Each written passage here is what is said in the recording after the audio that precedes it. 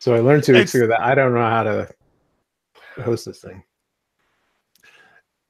It's October 25th, another wonderful Thursday night, and you're listening to PHP Ugly, episode 126, the premier podcast for developers and overworked and stressed out PHP developers specifically. I'm just pointing that out.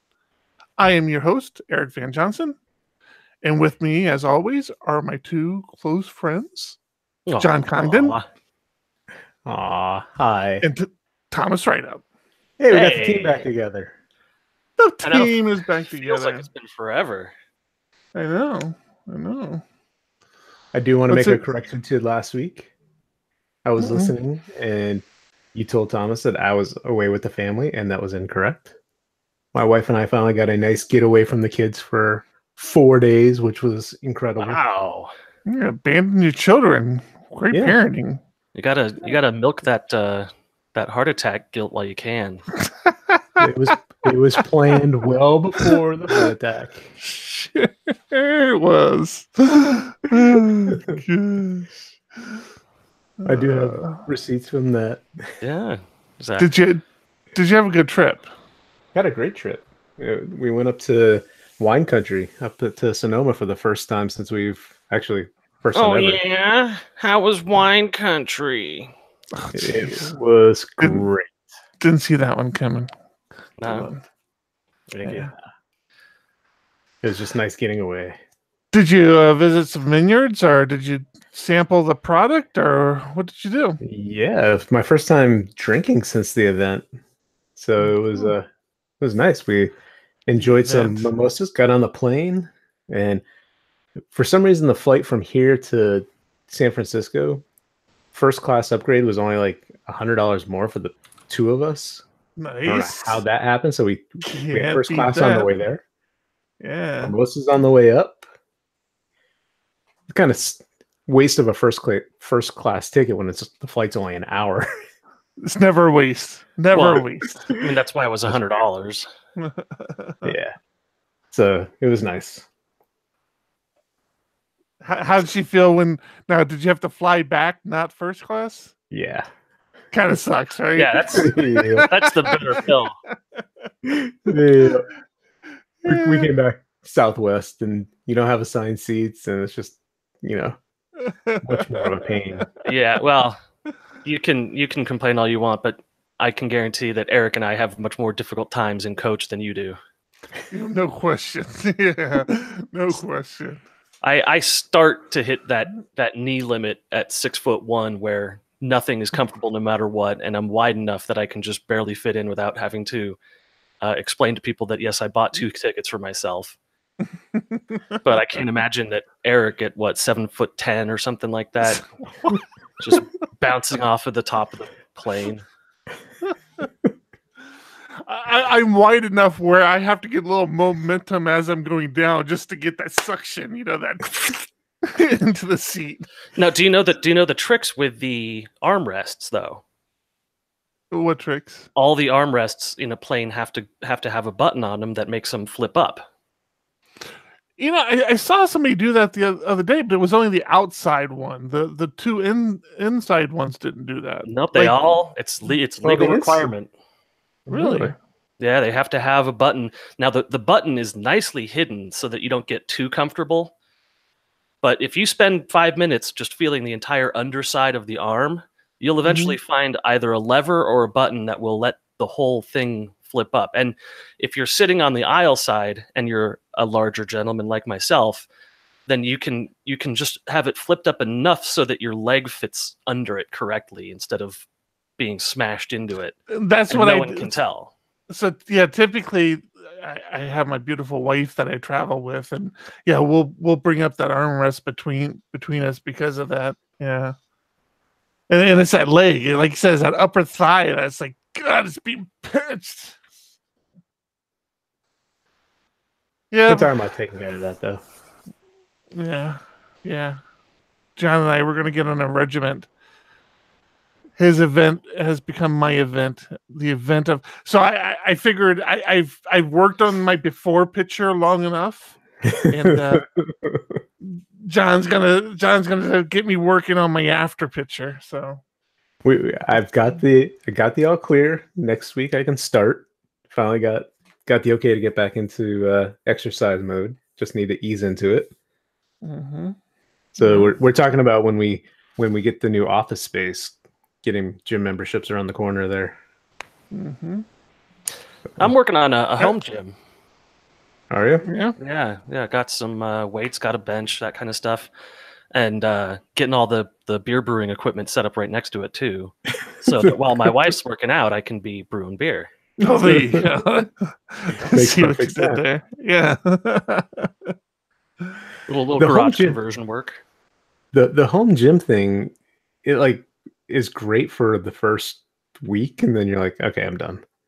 Well, I've had it for a week and haven't used it yet, so we'll see. So you're ahead of the game already. Money well spent right there. So what you need to get, Simone Gertz just released a Kickstarter for her everyday calendar. Did you see that? Yes, I saw that, and as much as I love Simone, I'm not putting out $155 for a wall of LEDs. No, it was $300, and is it $300? Yeah. I immediately thought of ways to make it better, because right now it's a single-use thing. It was like, it needs to have like a title at the top where you can say, okay, I want to track, this, and be able to switch between it, and so you can look back in time and say, okay, on this thing, working out, I've worked out almost every day, and then whatever other things you're trying to accomplish. Yeah, it's the sort of thing that, like, if you have it in your house and people see it, they immediately know that you're single, because it achieves one purpose for only one person. Right. And if you have kids, there's nothing in your house that only serves one person, except for my Xbox controller, which the kids are forbidden from touching. Yeah, some limitations, but good on her for trying something. I mean, she broke her record, not her record, but what she wanted to achieve on Kickstarter by a landslide. Yeah, like within the first hour, because she pre-announced it on Twitter, and I saw that and got excited. And then I saw the final product, and I was like, oh, yeah. Something helps motivate yourself. Already out of my bracket. It's a cool idea. It just needs work, and not for the masses. I bet a lot of people give me a stick of chalk and a concrete wall, and I'll do the same thing. I bet a lot of people that are backing it are just supporting her and what she's been through. Sure. Yeah, I don't doubt that at all. Which she deserves it. The shit she produces is amazing. She's hilarious, and yeah. Oh, yeah. The content she produces is pretty funny. Yeah. I don't think she's ever produced anything amazing. Either that or you don't watch your show very often. The tofu deer was amazing. Oh, please. You gotta be kidding me.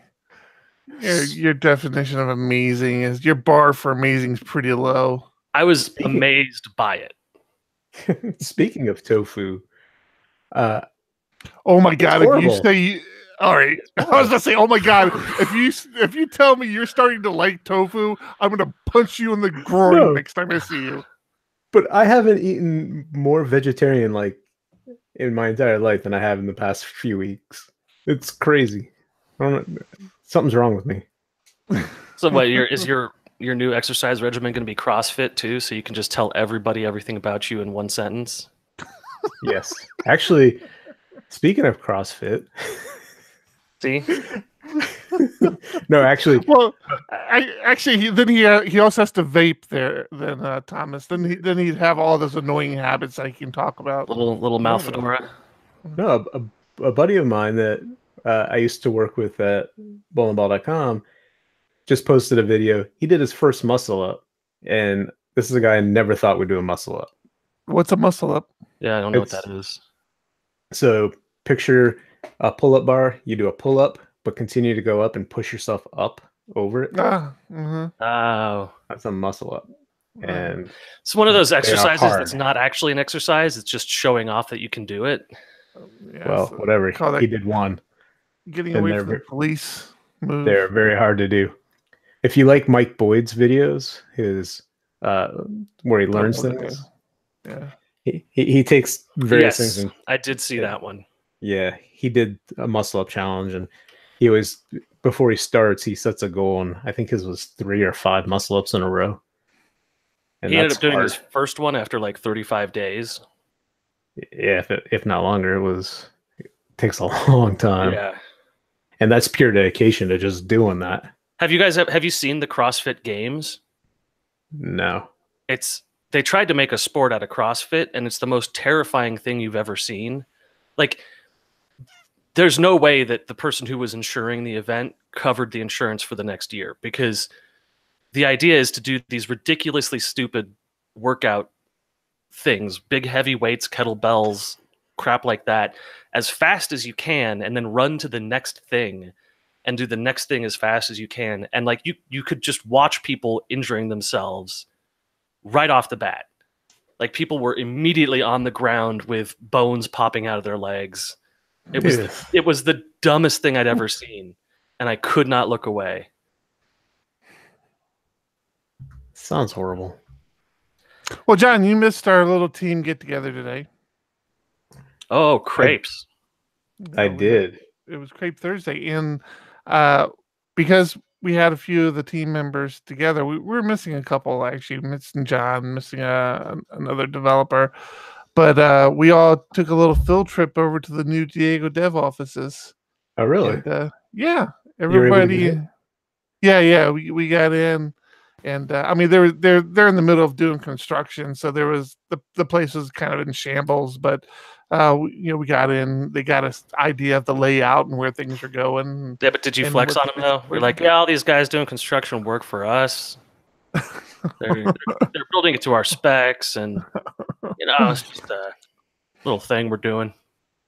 But everybody seemed to like the space. I'm excited. I'm getting more excited. Like, the closer we get to getting there, I'm getting more and more excited about it. How much work have they done so far? I don't know, a good amount. I mean, I don't know how much detail you want to get into, but they had like they look like they're pretty close. The carpet still was there. That needs to be replaced, and the renovations in the bathrooms weren't done yet. But they'd taken down all the popcorn and pulled all the lights and did all that, nice. All that stuff. Yeah. Spanish tiles not in yet, but it's been delivered. Well, no, it's the marble being imported from Italy that's taking some time. Yeah. The moon rocks as well. We got to wait for the next shuttle to go up and grab some moon rocks for us. That Franciscan style statue of John for the centerpiece is almost done. Almost, Almost, yeah. It's being hand chiseled, so it takes a while. Well, and they have to anticipate now that he's going to look better because he's eating all this tofu and doing all this CrossFit. So yeah, but they save time in the groin area. That doesn't take long. Just shave it down until you can barely see anything. That's right. Makes perfect sense. Hey, are we going to talk development at all today? Any chance that might happen? Well, okay, coding stuff? Don't drop the ball on what you had done earlier tonight. Oh. I was dropping any balls. I'm not touching any balls. Okay, that's not where I was going. I was pleased to listen to the triumphant return of LaraChat Live. Triumphant return. Yes. It was weird that you were the host. I think everyone sort of realized that you were the host and decided that was just best for the whole rest of the night. And then as host, it was great because you pointed out that everybody else who was there. So you had it was you and 4 people. Or was it 3? We had J Mac, Joe Ferguson, Sean, and Matt were all there. So they about halfway through the episode, everyone was talking about what their latest projects were, and then it got back to Eric, and Eric went, "Oh, I shouldn't be here. This group is way more qualified than I am." Yeah, no kidding, man. I mean, it's just, God damn, you talk about imposter syndrome. It's horrifying when you realize it's true. It's like, wait, why the hell am I here? You guys are way above anything I'm doing. So Yeah, it was JMac and let me find his name. JMac and Joe Ferguson, I think, were both on their 12th conference of the year. Yeah. Which is just insanity. And you have JMac who does Laravel Shift like full time now. I mean that's his main thing. And Joe, who's running OSMI, and has a full time job. I mean that's not how he makes his living, but he has a full time job going to all these conferences. You have Matt, who just released Mission Control. Which is a great little online monitoring, bug tracking service that he created. And then you got me just sitting there, like, why am I here? Sean. And Sean, yeah. Sean's doing all sorts of things. I can't even begin to tell you everything Sean's doing because I don't know what he's public with yet or not. But he's got so many coals in the fire right now. Or irons in the fire right now. Did you say balls in the fire? I said coals at first. I didn't point it out on that show. I probably should have, because he probably would have shared whatever he was willing to share. But he's working on some pretty cool stuff, really cool stuff. And yeah, then there's me. I'm having an office built. But it worked out really well because every time there was a dead silence, and there were a couple times where there was like a straight 10 seconds of dead silence. But Eric would go, well, I guess I'm going to bring it back up again to go to the next person. And he was totally the host of the show. I mean, he kept it moving. Funny is that I actually was going to bring JMac up on this show as well. Oh, yeah? Why is that? Yeah. I am starting with one of our clients. They're getting all their developers together. And they're starting a book club, and tomorrow is our first book club meeting, and we're using JMac's base code book. Nice. So, he would have loved that. Yeah, I have to say, JMac has really become one of my absolute favorite developers to talk to. The guy is just so well rounded, and so humble. Like he even said today, he's like, yeah, I contradict myself all the time. I'm like, yeah, you kind of do, but that's kind of cool that you know that. Well, he was saying some stuff about his coding styles, where when he's talking about advice or what to do, he doesn't like to say this is the way you have to do it. He likes to say, this is how you should. This isn't how you should do it. This is how I like to do it. This is a way to do it. This is a way you can do it. But he doesn't get on the podium a whole lot for ways you must do things. He does that all throughout his book too. Like, there's no hard and fast rules. But I think it was it him or was it Joe who said, have strong. Oh man, now I can't remember it. It was a great quote. Oh yeah. Oh man, I don't remember it either. I know exactly what you're thinking. Yeah.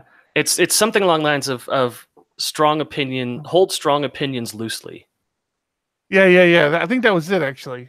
It was something just like that. Yeah. Yeah, it's very similar to that. And I thought it was such a great quote, as such a really brilliant way of thinking about programming paradigms. And yeah, really good show. Thanks. No, I did the whole thing. I really did enjoy it. Cool. Yeah, I think it's gonna start being a regular thing again. And all the props go to Matt. Matt got on Slack and said, "Hey guys, I'm recording today. If you want to join, great. Otherwise, I'll just do it myself." That's one way to do it.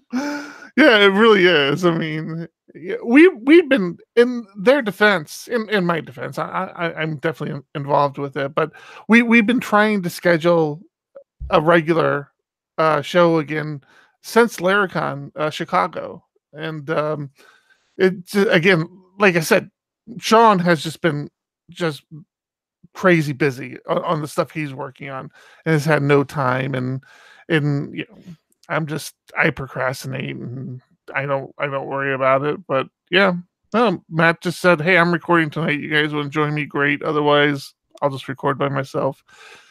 It would have been funny if nobody, like, I told everybody else to show up like 15 minutes later.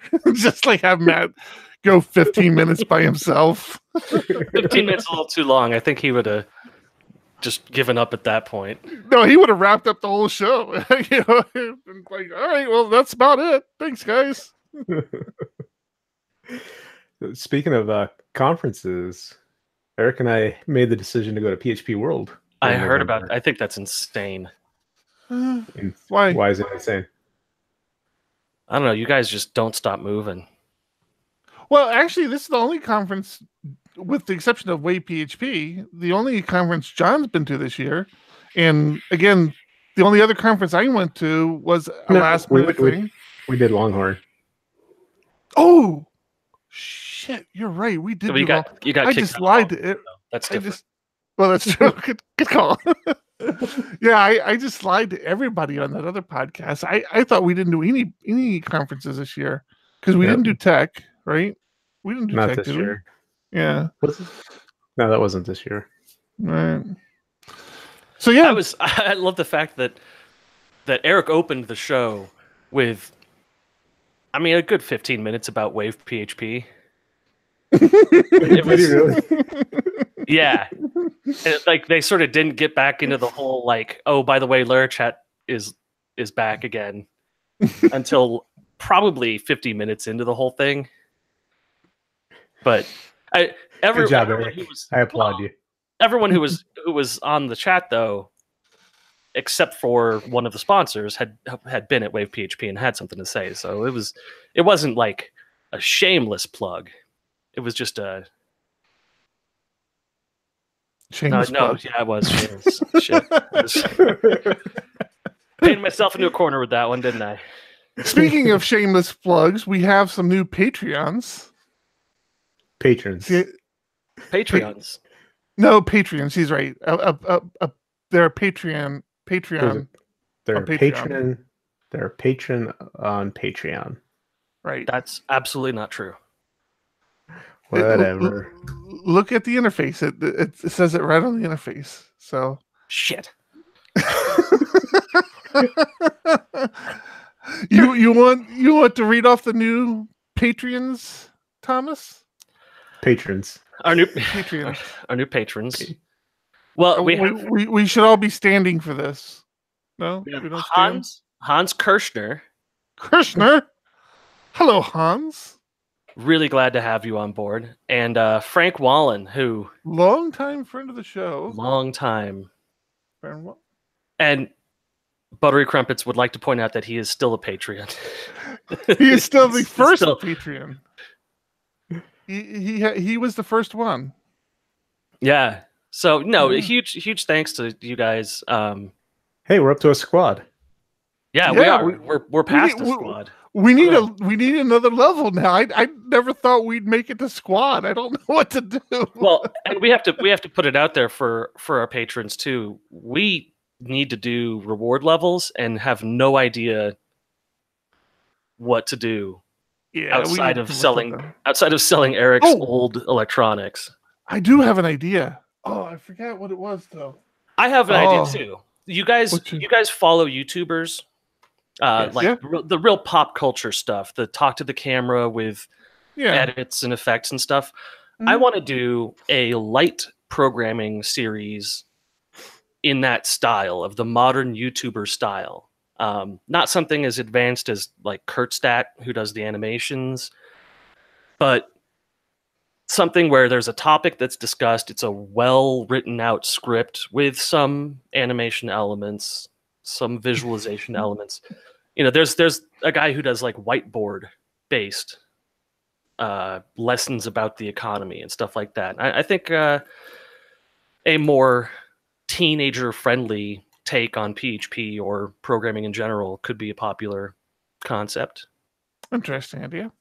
But we're definitely open to suggestions. If anybody wants to suggest anything, but I had a good one that I'm like, you know what? If we had like we could probably make that level. I have to rethink of what I was thinking with that, but yeah, we'll come up with some one stuff. of the issues is that you guys are contractors, so you already have levels of service per price set out.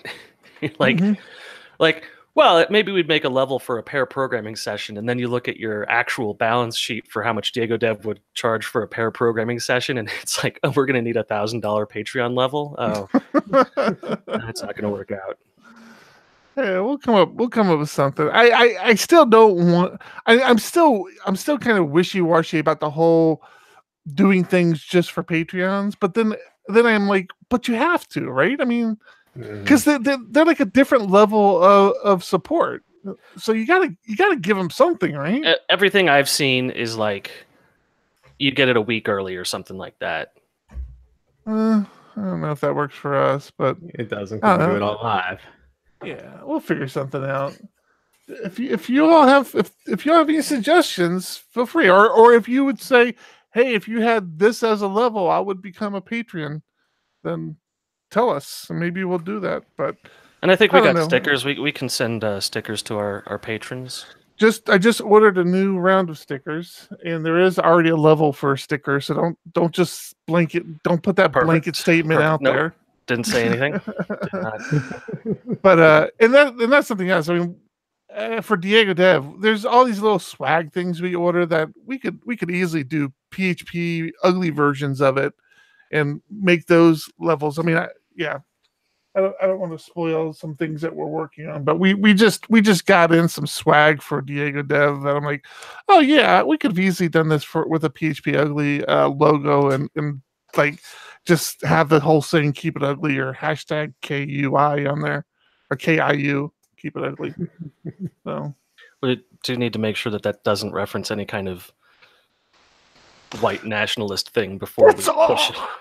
I'm always paranoid about that. I'm like, first thing, I'm like, does anybody ever see this hashtag? Like, nobody's ever asked, hey, why do you put that hashtag on there? So I'm like, okay, either nobody sees it, nobody cares, or it'll come back one day as something horrible, and I'm like, ah! But there's always that one unlucky guy who's like, yeah, drop my pizza on the floor. Don't you hate when that happens? Hashtag me too. And then one day later, ooh, no, that's not what that hashtag is for. You got caught up in something else. Yeah. Funny. Do you want to talk development issues? I do. I have a question for you, John, specifically. You want to ask it before I talk about my thing? No, I want to hear John's thing first. Okay. I've been overruled. I'm baffled by this issue I ran into this past week. We use Scrutinizer CI for doing automated unit tests and other static analysis, whatever. And for the life of me, I can't figure out why. I went into one of my inspections, is what they call it on Scrutinizer, and the unit tests were failing, but it didn't. But it showed that it passed, and it was a fatal error, like PHP unit fatal errored out, and then Scrutinizer said, "Oh, passed." I go looking back. It's been this way for weeks and weeks. Beautiful. To the point where there were something changed and like 100 tests broke. So was it exiting without an error code, and then Scrutinizer was assuming that meant success? I guess. I mean, it was a PHP fatal error. I thought that was automatically an exit code. That does seem bad. Yeah. So now I have it like on my calendar every week to go check an inspection to make sure unit tests ran. So I missed it. How did you actually catch it though? If Scrutinizer says it, because I know how the interface of Scrutinizer is, and if it if it says it's passed, all you see is like a green bar. So I've never clicked on to expand those green bars to see what was in there. What made you think to do that? I mean, I do that obviously not very often because it's been broken for a while, but I had created a really quick PR that for the most part only touched doc blocks. So it's just comments and code. It was one file, but it's core to the code base. And then in one function, I removed the ampersand to return a reference. So instead of function ampersand execute, which is a PHP 4 thing and whatever, I removed that. And somebody reviewing it was like, "Are you sure that is okay?" I'm like, "Yeah, it's fine." And he said something about wait for a scrutinizer to finish up. So I went and looked. I'm like, "Oh, the unit tests have already passed." And I just happened to click on it at that point because it was still doing the static analysis. So it was taking forever to report back to GitHub is what happened. So I went into scrutinizer, just for some reason clicked on that tab to expand it. And I was like, what?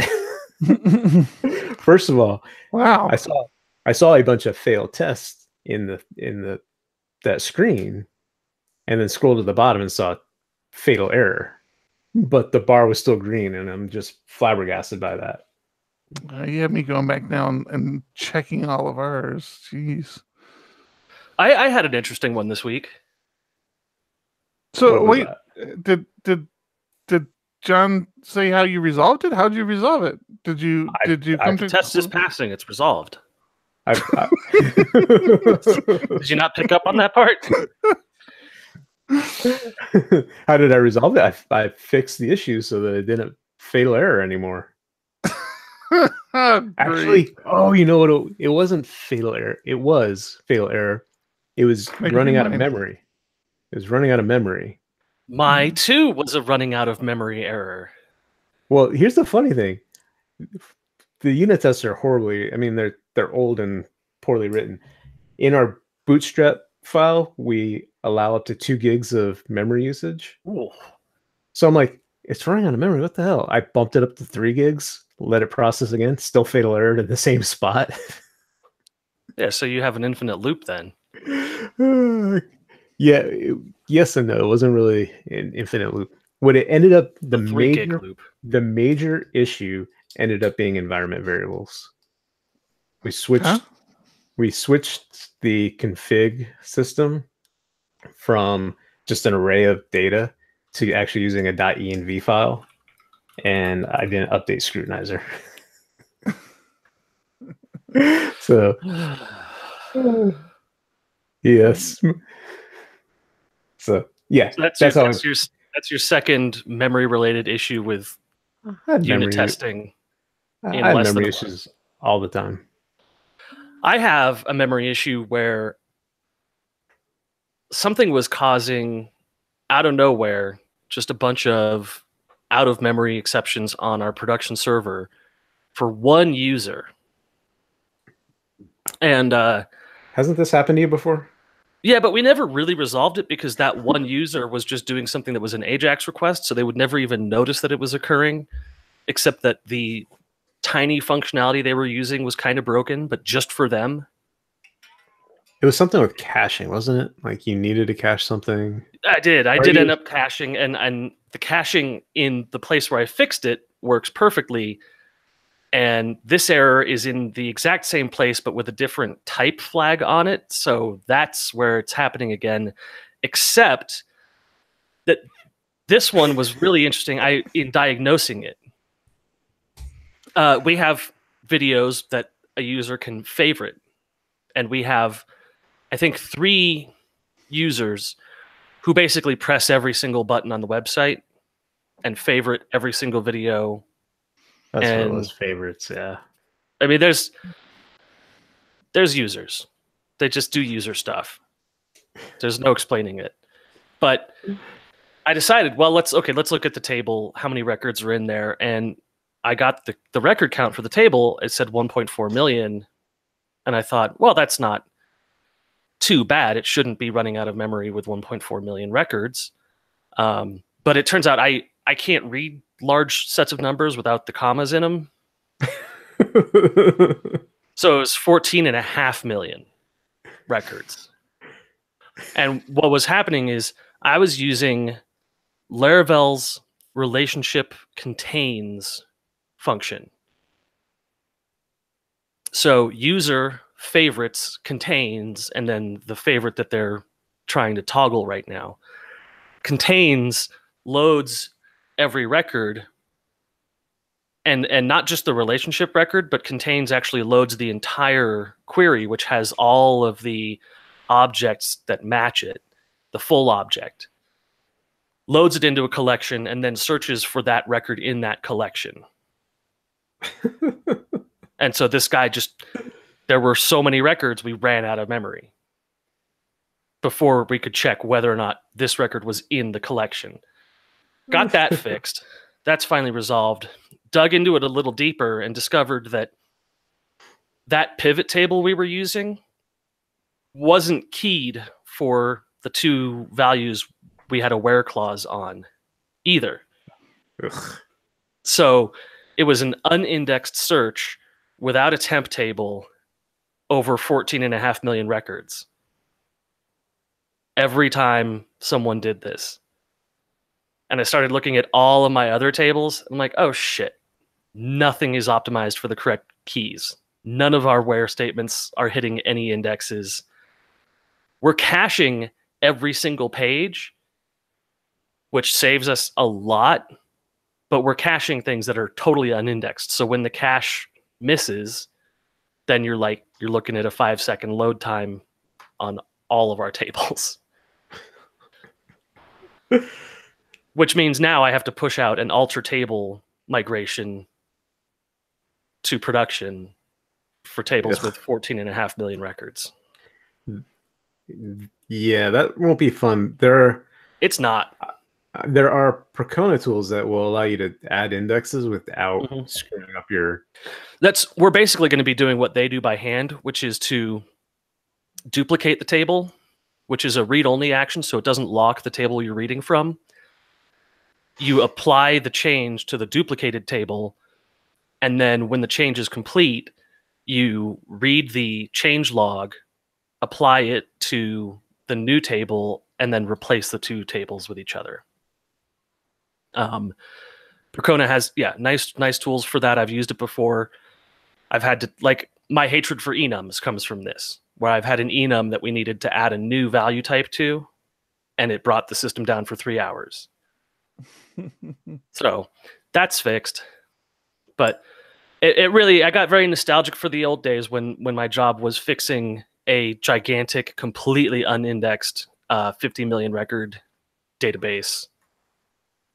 And it's fun to see performance go from 5-second queries to 0.02 second queries after one line of change. Mm-hmm. Oh, yeah. Eric, you had a question for John? I did. You know, it's funny, now that we use Scrutinizer, and it's definitely one of those kind of perks of the job, but it's so weird working in code bases that we don't run through these analysis tools now. It's very uncomfortable. It's very unsettling now. But also, I don't know if I shared with you guys, John, I think you obviously know this, but Thomas, I'll share with you. We have one of our developers, Marcus Moore, super talented developer, and conference speaker, I might add, at Wave PHP. But I digress. He started working on BHAT testing, so we've been really pushing developers to start doing more PHP unit testing, or testing in general, but PHP unit's kind of what everybody settled on. And we even have one of our clients kind of judges us a little bit on the code base, how well the code base is doing by how well the coverage is. They ask that we report on code coverage every month or so. Yeah. Are they on the side of 100% code coverage, or do they have at least a reasonable expectation? No, they're just looking for movement, for improvement. In the legacy code base, they're just looking for improvement. in the new code base, they're just trying to get an understanding of how well the application's being tested. And to know that we are testing it. It's really more of that. Right. So so Marcus starts with BHAT testing, and it uses that Gherkin language, which is really cool. I even shared that with the client who they're scoping out these new applications that they're having us build. And I'm asking them, I'm like, hey, if you can scope it using this language, we can actually do tests that validate when these pieces get done. And everybody's kind of on board. They're not. I don't know if they're actually going to use the Gherkin language to scope it like we're hoping, but I did share the test that Marcus had created. I did share that, and they could read it. I mean, it's very plain English to them. They understood what the test was doing, but in that whole process, Marcus learned that because my question was, what is this doing for code coverage on Scrutinizer? So we understand that all it's going to do is improve code coverage, right? But I wasn't sure if Scrutinizer was catching that code coverage. Mm-hmm. And it turns out that a lot of the philosophy behind BHAT is don't worry about code coverage. Like, they really don't have code coverage in BHAT. Now, there's some packages and stuff that you can install to do the traditional code coverage, but in general, the kind of the philosophy behind BHAT is they don't typically track code coverage. It's not part of it's not a feature of that testing platform.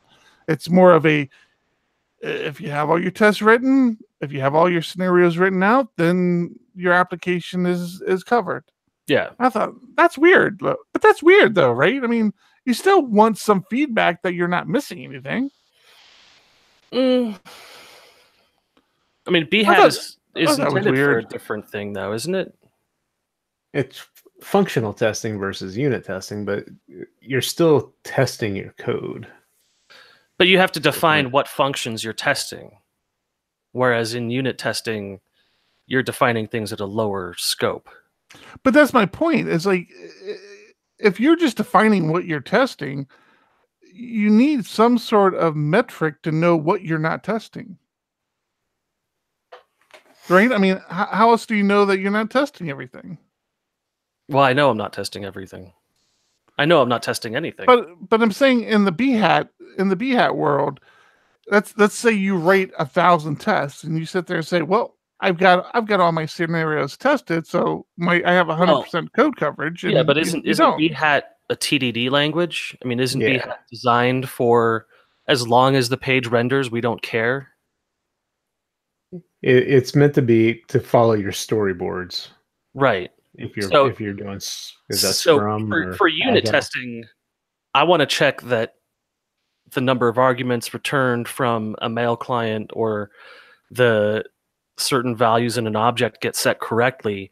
For BHAT, all you care about is that the picture rendered is the picture expected. So you do have code coverage as long as you have a BHAT test for every picture in your storyboard. Now, there could be a way of saying we have 5 storyboard pictures, but that's what Gherkin is. Gherkin is saying, here's our storyboard pictures. Do they pass? Yeah, I still need a number. Eric is nice very upset that I'm right. No, I'm not.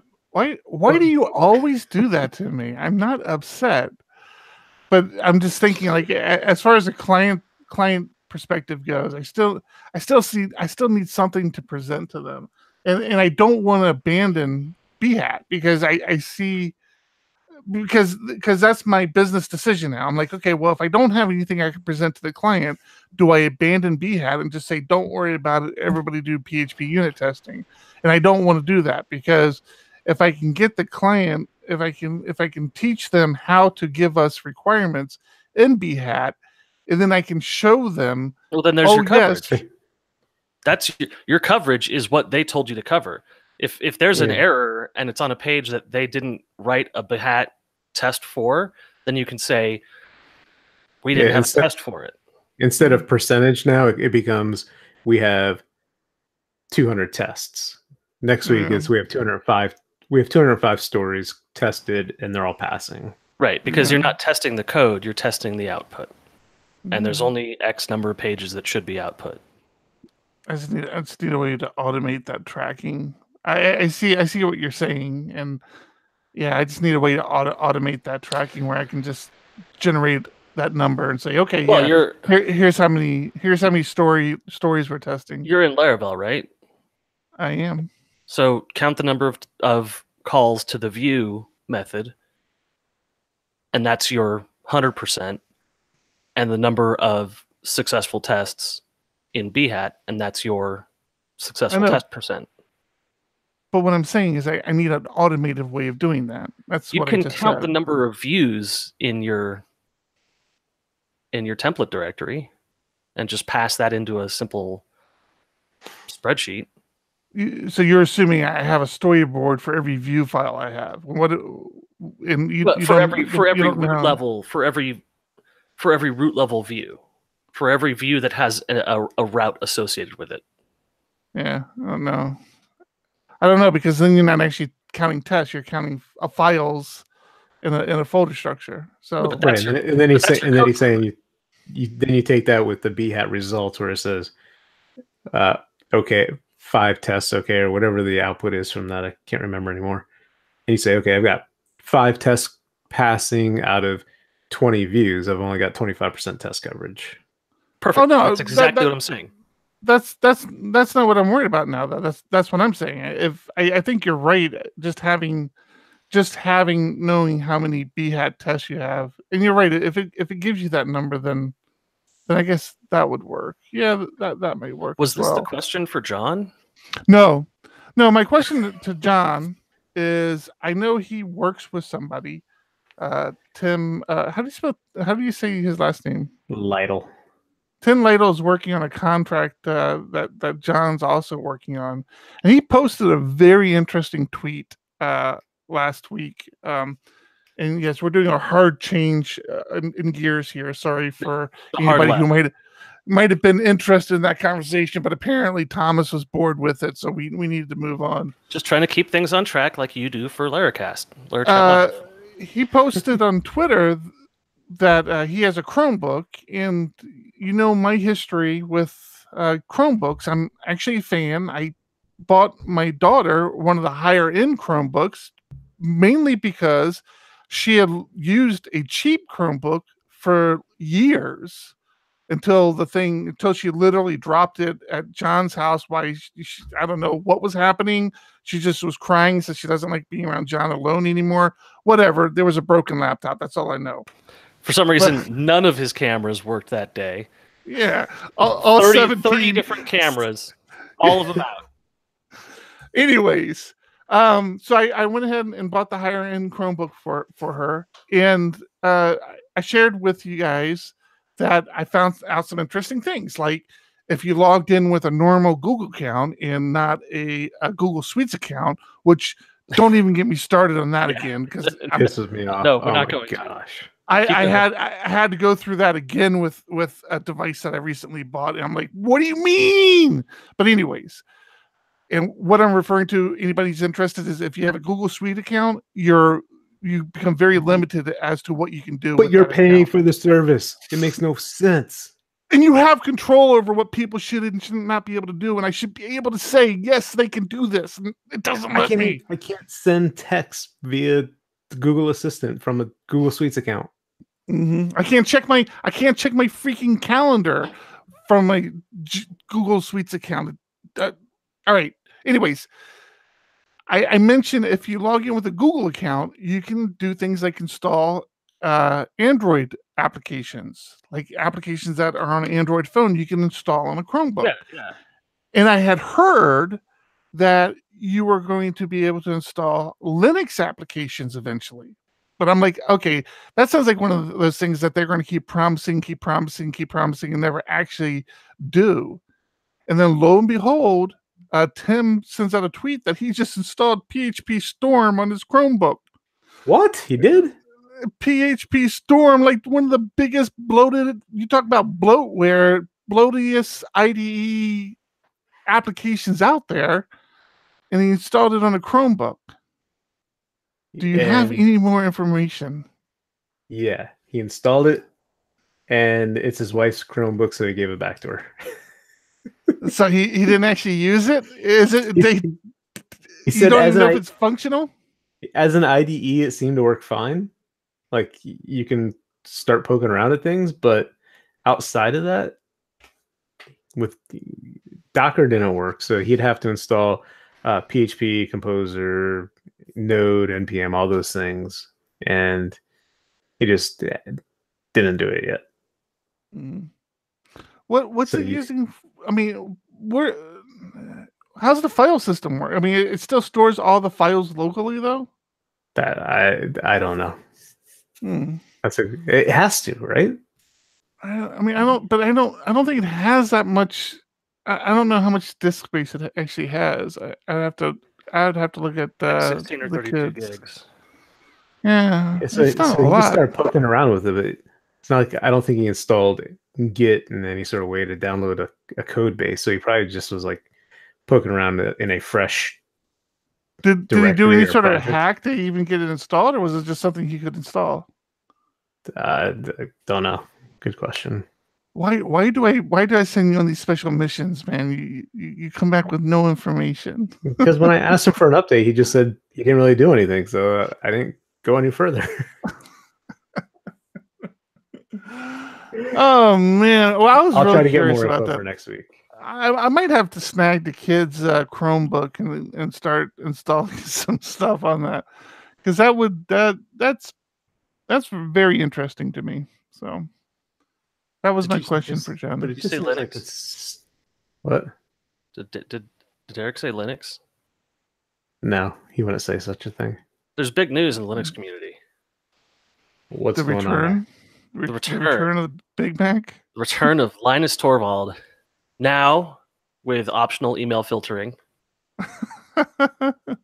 A newer, calmer Linus? Yeah, the new code of conduct has been adopted officially into the kernel. He's going to be handling kernel stuff with Greg K. As well. And he's sort of gone on a little tour about his changes and how he thinks things are important and not important, and that the community is bigger than him.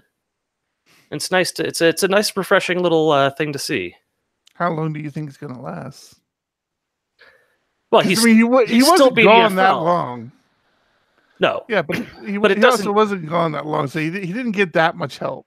A real good mushroom assisted introspection only takes a couple days. No, I think he recognized the issue and stepped away, and that's the most important part. I have high hopes. I mean, it was always a fun to watch him go off on bad developers.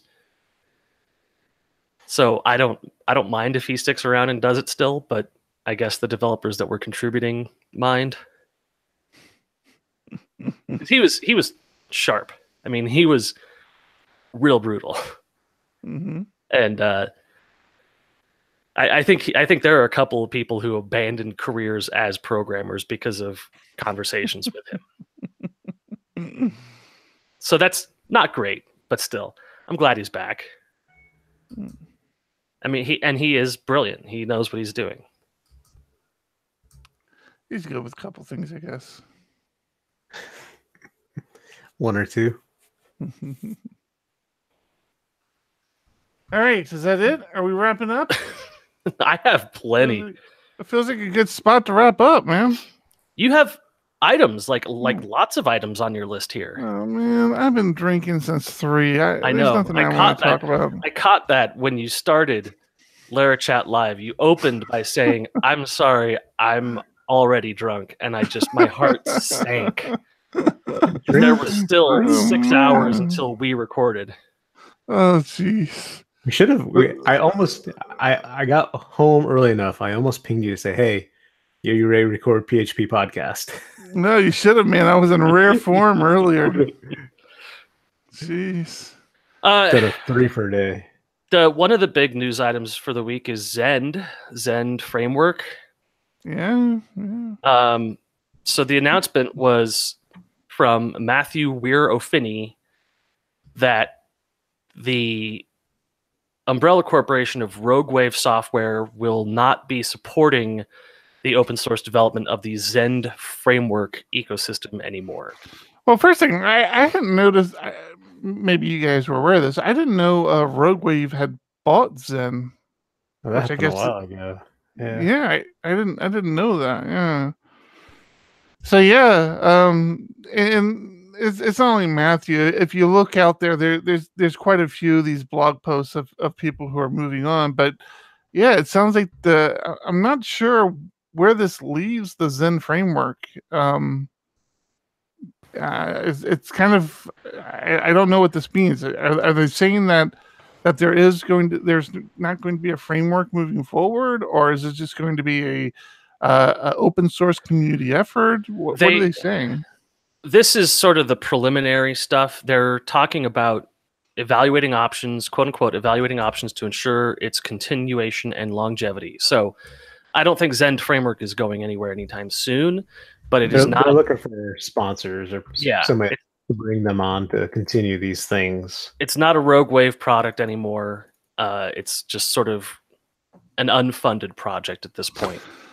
And it's interesting because Zen was, again, we've talked about it many times in the past, but back in the day, Zen was the catalyst that allowed me to bring PHP into a large enterprise because they checked all the boxes. You know, when it comes to enterprise frameworks, it was Zend and Symfony, and that's it, and that's still the case. Enterprise level frameworks, it's just those two. Yeah. So I'm really curious where this leaves the Zen framework as a potential enterprise supported sort of solution. Yeah, I wonder where it leaves their contracts. If they have contracts for support for Zen framework, but the project lead and senior developer are both taken off, leaving the company and going somewhere else. That leaves the framework in a very unstable position. So that's I think a lot could have changed, but when I was dealing with them, they bundled that support under a Zen server license. So you really got a Zen server support contract, which would include support for the framework that they offered. Sure, but if I bought a Laravel support contract and Taylor left Laravel, I'd be pissed.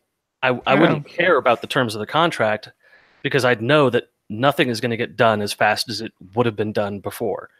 To lose all 4 developers, so this is Matthew Weir O'Finney, Enrico Zimwell, Zeev Sarosky, and Dmitry Stogov are all leaving the project. And if this is the thing that you're following and it's important to you and you're paying money for it, you're going to be pissed. And I don't know how Roguewave thinks that they're going to leverage Zend server after PHP 7 has been so startlingly, amazingly good. Because the benchmarks now of Zend server versus PHP 7.2 leave no room for question.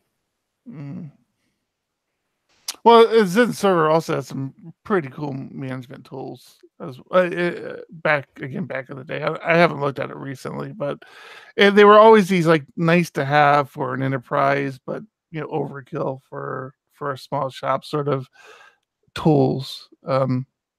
But yeah, I don't know. I like that they're not pooping on Roguewave. They're just saying that it was a business decision and everyone's going their own way. Yeah. Yep. Last week I had a really big question for John, and he wasn't here. He was not. because he didn't care about you, Thomas. I know. I cared about you. Oh, my heart, man. What was your question? What are GitHub Actions? I don't know. That was worth the wait right there, Thomas. I'm so happy we brought that topic back up. No, it's interesting. So you do know about it? You do know what it is? You're just being I know what I posted in the Trello board. It's a beta feature that they I have not been accepted for, so I can't tell you anything about it other than it looks like a new CI tool being built by GitHub. So I don't know if it's going to benefit PHP developers at this point in time or not. It really does look like end-to-end CI. Right. But are they going to have the bells and whistles like a scrutinizer or other platform that has inspections built in? Or is it really just, hey, somebody pushed to this branch, I need to perform these tasks, in which case you have to put all of those pieces together yourself? So that's what I was wondering, is how does this integrate with development on a project versus development on pull requests? Because I could see this working really well validating pull requests, but if you're submitting straight to the project, the idea with the CI is to catch it before it hits your Git repo. Well, it's going to be based on PR, I'm sure. Hey, PR is opened, run these tests. Well, so if I'm working on my own project with Laravel Collective, I have to develop it on a different fork of the project to get this functionality. Why is that? Because I push directly to the IronQ repo. Is it going to stop me from pushing? Or is there going to be a pull request from within the company functionality, from within the existing project? So there's no such thing as a pull request for an existing project to the same project, right? Yeah, there is. Yeah, branch to branch. We do it all the time. If you push to a separate branch, you can do a pull request from that branch to master. All right, fine. Do you guys support any open source projects? Because I do.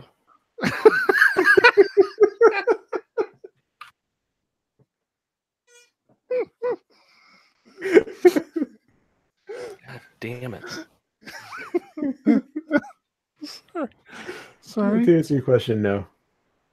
I use all closed source. Hey, Thomas, did you catch that I got to give we talked about how smart JMac was earlier, but I got to give him a right answer or give him some right direction? Did we broadcast that? I think we broadcasted that. I don't know. That doesn't sound right. No, we must have broadcasted because Frick was giving him a hard time on Twitter about it. He was talking about caching. He was trying to cache a view. So he was. No, he was trying to cache routes in Laravel. Right. While I was listening to the podcast, I thought this was really Laravel centric, though.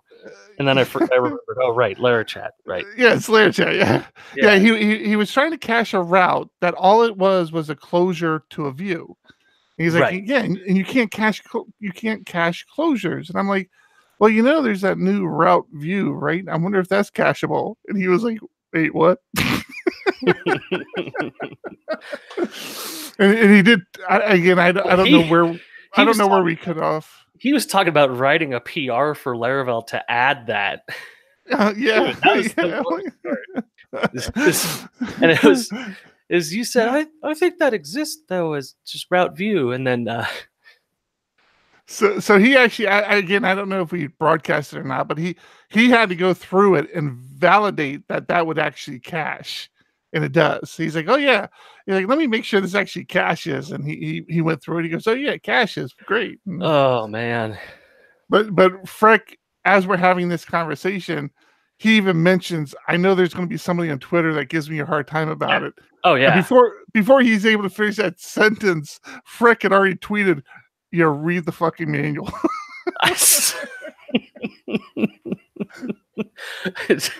I saw that whole chat conversation because he retweeted RTFM to everybody who responded to that tweet. That was great. Yeah. Oh man. I kept forgetting to give a shout out to, because we are a morning radio show and I like to do shout outs to Syntax C on Twitter. This individual not only burned through all the PHP Ugly podcasts from beginning to end, and I mean, like one right after the other. He did it for like three or four different podcasts. It was us, I think North Meets South, Dads and Dev, Roundtable. I think there was another one or two that he was burning through, and we got a special shout out on the PHP Ugly. He says, chatty dudes at PHP Ugly, catching up on the various PHP podcasts. I have more of the ugly than all the rest combined. So his little podcast catcher feed was a little ugly, if I do say so myself. It's because everyone else gives up after like 20 episodes. I don't know what motivates somebody to listen to any of the past shows. I mean, really, it's like, what is wrong with you? Why would you do that? But man, I'm impressed when they do. I won't lie, I'm impressed. We need to send them stickers. All right, is that it? Are we done now? Right level. No, why would we be done now? I haven't done any doom and gloom. That's why. Pretty sure you did. Shit, I don't have any. Damn it. Liar. So weird. I know despite being big in Japan, we do have American listeners, so get out and vote. Yes. Yeah. I thought you were gonna make a buttery crumpet reference there for some reason. Because apparently he's big in Japan. You know, he's like 6'2". Yeah. He does say he has a problem with doors.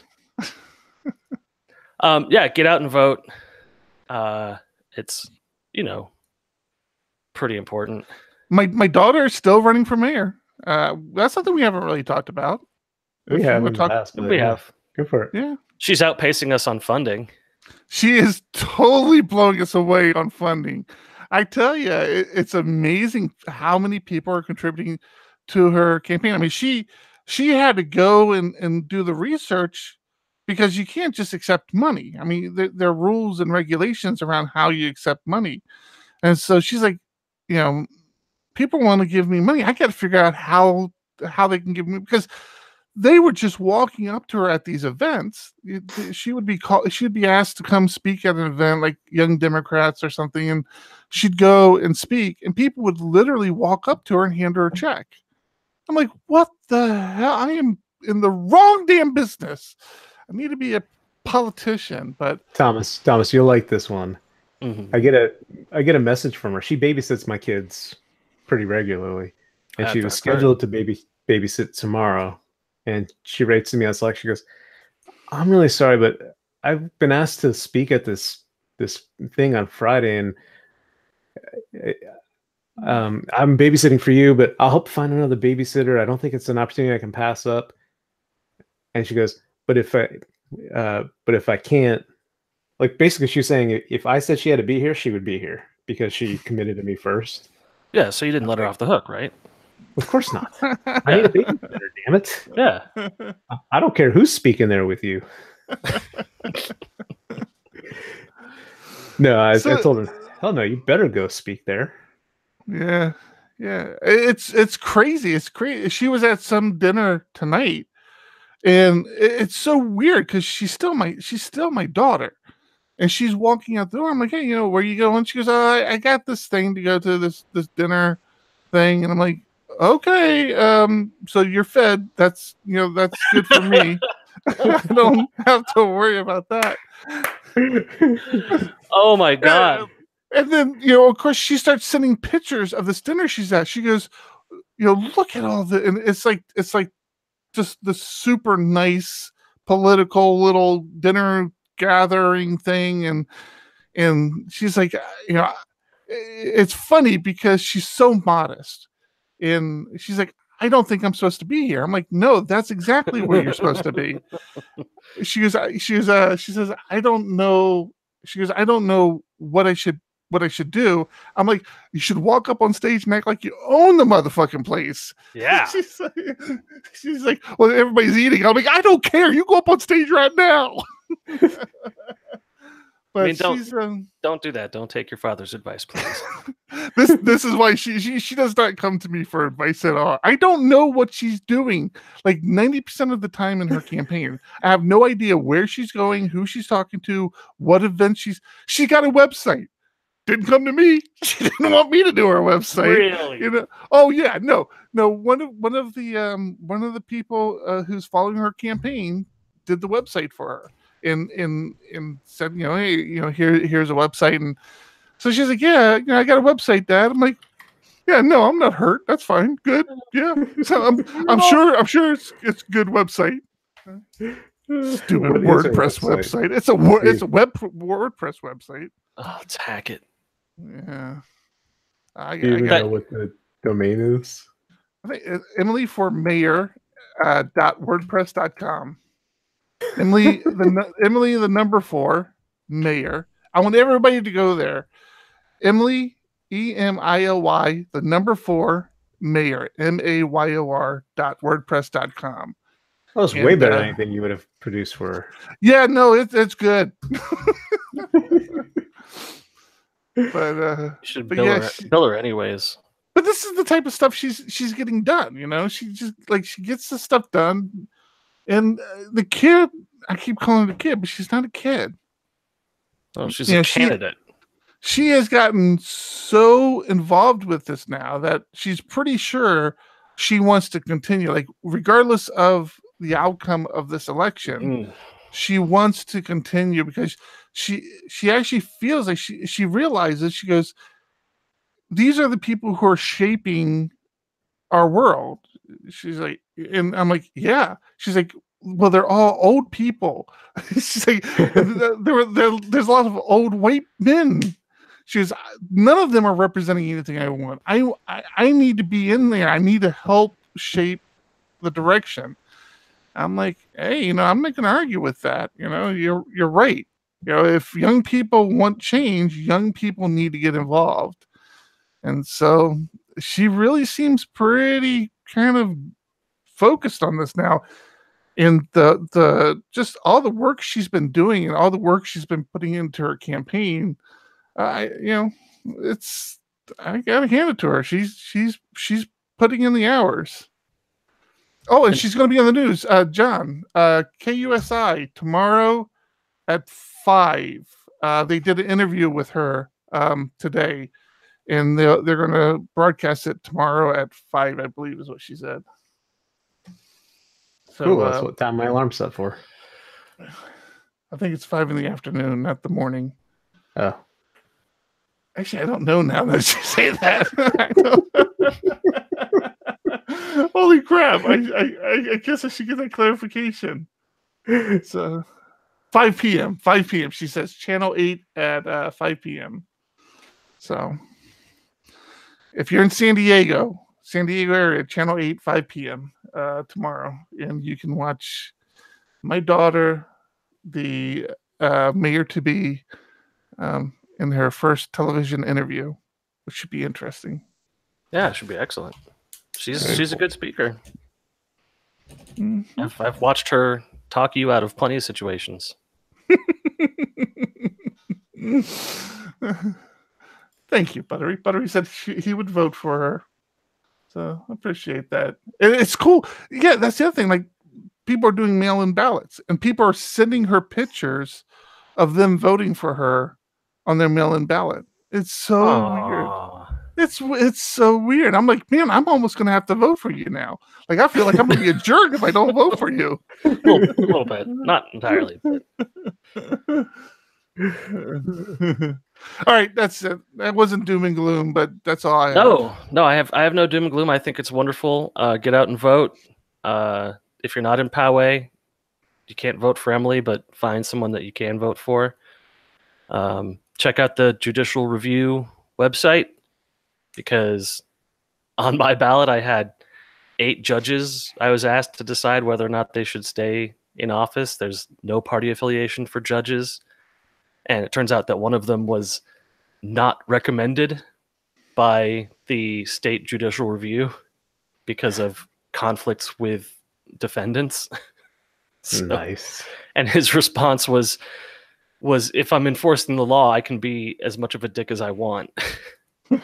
So he's the one that got the no vote from me. But yeah, do your research. You can get sample ballots from the Pod Save America guys.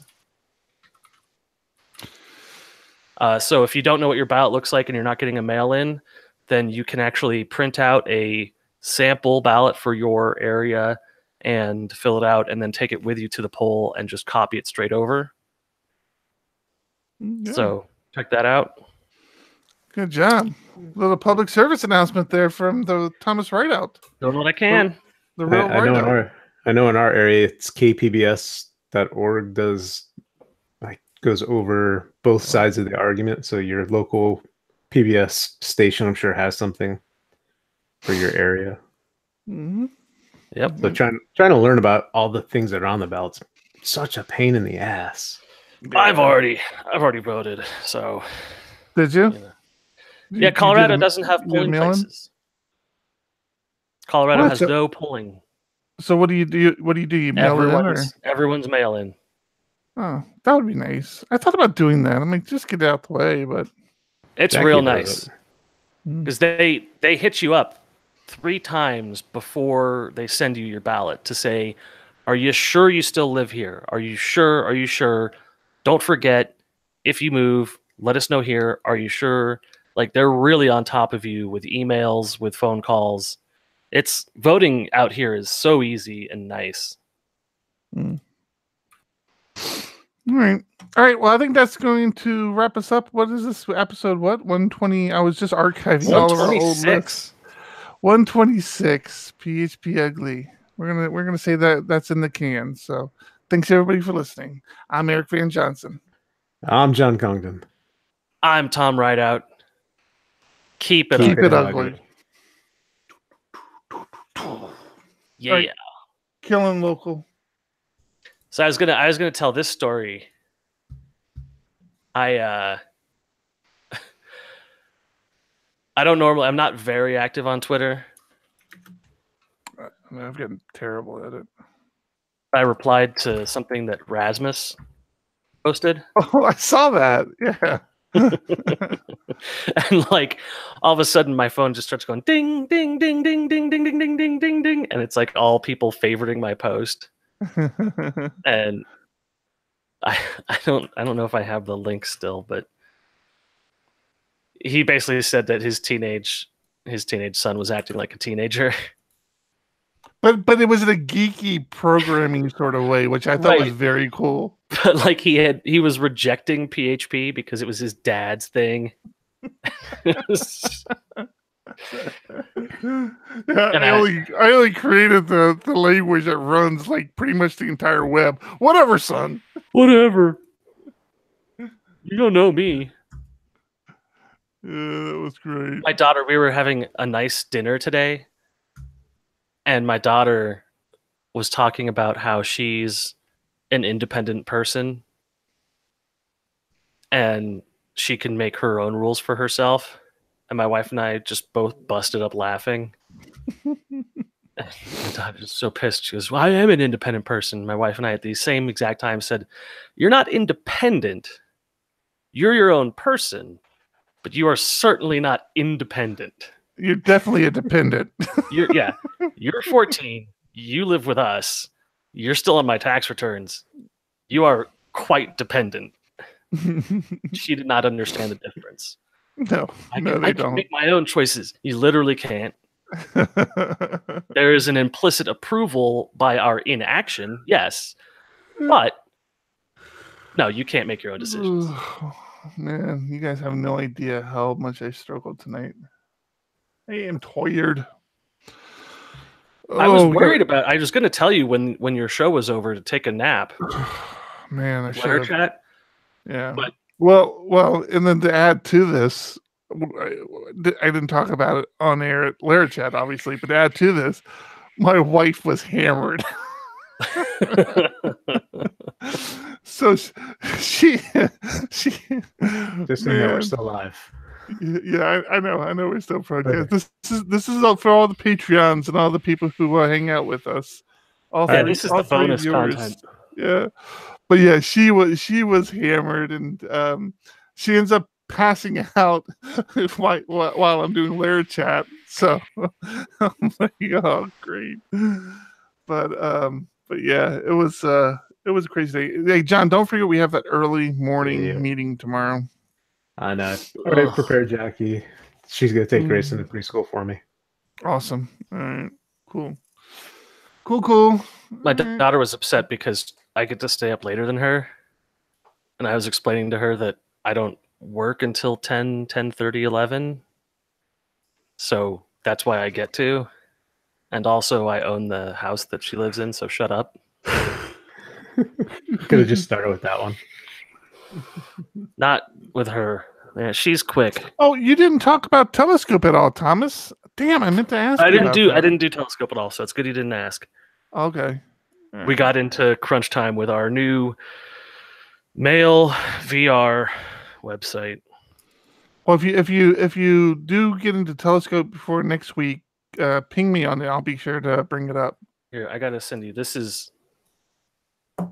I gotta send this to you guys. This is the sample image, where it's like they will tell me like, oh, this thing isn't working. We're trying to upload an image and get it processed by the image processor, which is one of the things I'm in charge of. I'm like, all right, send me the picture and I'll upload it and see what the problem is. And be careful what channel you post this in or Slack. If you're doing this in Slack, I don't know what image is coming my way right now. There we go. Oh, Jesus. And he's John, just staring right John, at you. You look fantastic in this image, John. When did you get that tattoo? Now, this is the thing with all of the scenes for this website. It's got there's eyes. There's the glaring at me. There's the really well-groomed guy with no hair on his body. And then there's the other guy.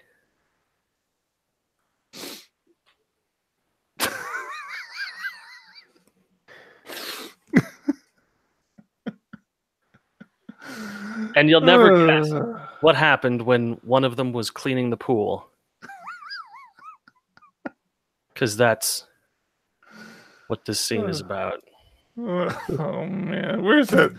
God damn it. I really need to train Slack how to do auto collapsing or something. Certain images. It's rough. I had Slack open once because I thought it's Slack, it's safe. And I just went away from my computer and I come back and the project manager had posted a collection of bugs that she found on the site, which was just screenshots of the site. It's just horrifying to come back to. Oh, man. All right. I think that's it. I'm going to kill the broadcast here. Thanks everybody for hanging out with us. Thanks. Bye. Bye.